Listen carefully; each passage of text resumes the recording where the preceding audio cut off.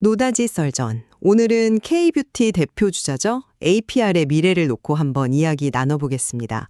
APR이 지금의 이 상승세를 계속 이어갈 수 있을지, 아니면 뭔가 숨겨진 위험 요인들이 발목을 잡게 될지 좀 전망이 엇갈리는데요. 저는 APR의 그 탄탄한 실적, 또 미국 시장에서의 성공, 그리고 신사업 기대감, 이런 걸 바탕으로 꽤 긍정적인 미래를 보고 있습니다. 글쎄요. 저는 좀 더 신중하게 봐야 한다는 입장인데요. 미국 시장의 관세 부담이라는 좀 예상치 못한 변수가 생겼고요. 또 하반기에는 비용 증가 요인도 여러 개가 보입니다. 게다가 이 K뷰티 시장 경쟁은 점점 더 치열해지고 있고 신사업이 과연 성공할지는 아직 미지수거든요. 제 생각에는 넘어야 할 산이 꽤 높아 보입니다. 네, 물론 우려하시는 점들이 있긴 하지만 저는 그래도 긍정적인 측면이 훨씬 크다고 봅니다. 우선 2025년 상반기 실적이요, 예상보다 훨씬 좋아서 연간 매출 목표인 1조 원 달성은 무난해 보입니다. 특히 지난 7월 아마존 프라임데이 때 말이죠. 다른 글로벌 경쟁 더마 회사들보다 더 좋은 성과를 냈다는 건 APR의 브랜드 파워가 상당하다는 증거 아니겠어요? 미국 시장 성장세는 정말 놀랍습니다. 이미 국내 매출을 넘어섰고요. 내년에는 그 격차가 더 벌어질 거라고 예상됩니다. 최근엔 또 미국 대표 뷰티 스토어죠. 얼타뷰티 전 매장에 입점했는데 초기 반응도 아주 뜨겁다고 하고요. 게다가 내년부터는 순이익의 30에서 40% 정도를 주주에게 돌려주겠다. 이런 계획까지 발표했죠. 이건 성장에 대한 자신감의 표현이라고 봐야겠죠. 네, 실적이나 그 미국 시장 초기 반응이 좋은 건 사실입니다. 하지만 바로 그 미국 시장에서 8월부터 15% 관세가 부과되기 시작했죠. 이게 이제 3분기부터 실적에 본격적으로 반영될 텐데 미국 비중이 높은 APR로서는 이익률 하락 압박이 상당할 겁니다. 관세뿐 아니라 하반기에는 물류비나 마케팅 비용 부담도 커질 수 있고요. 특히 회사가 매출의 한 20% 수준으로 마케팅비를 계속 쓰겠다 이렇게 밝힌 점은 글쎄요, 비용 효율화에 대한 고민이 좀 부족한 건 아닌지 그런 의문이 좀 듭니다. 지금과 같은 높은 영업이익률, 그러니까 매출에서 실제 남는 이익 비율을 하반기에도 계속 유지하기는 쉽지 않을 거란 거죠. K뷰티 경쟁 심화도 무시 못합니다. 국내에만 브랜드가 28,000개, 만드는 회사, 그 ODM이라고 하죠. 거기도 2,000개가 넘습니다. 이런 환경에서 계속 앞서 나가기가 만만치 않죠. 관세 문제 물론 중요합니다.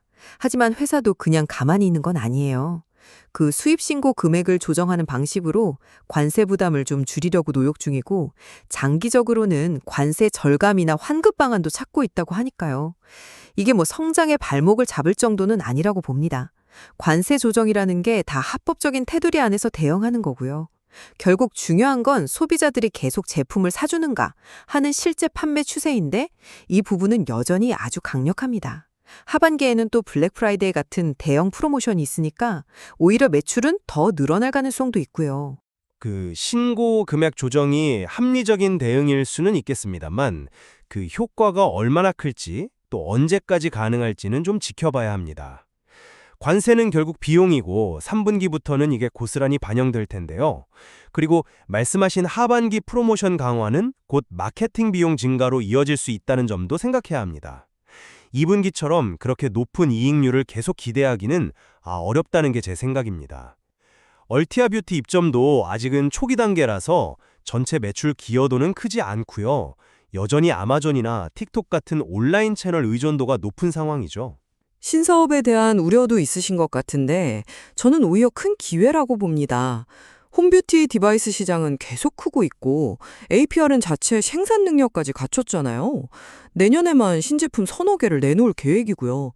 또 에너지 기반 미용기기 EBD라고 하죠.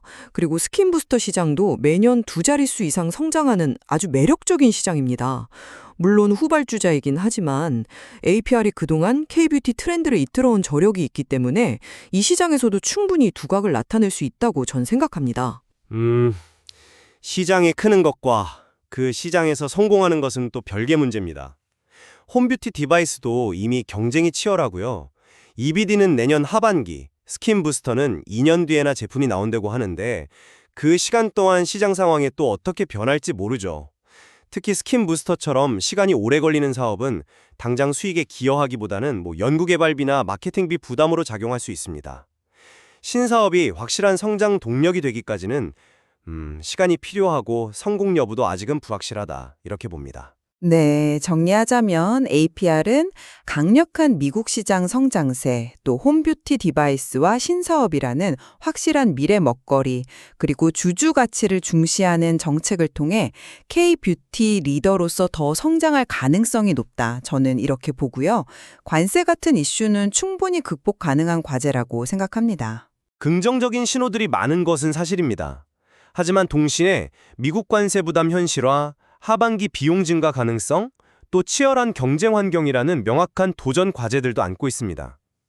신사업의 성공적인 안착과 지속적인 수익성 개선을 시장에 증명하는 것이 앞으로 APR의 가치를 결정짓는 핵심이 될 것이다. 저는 그렇게 생각합니다. 네, APR의 앞날은 여러 변수에 따라 달라질 수 있겠습니다.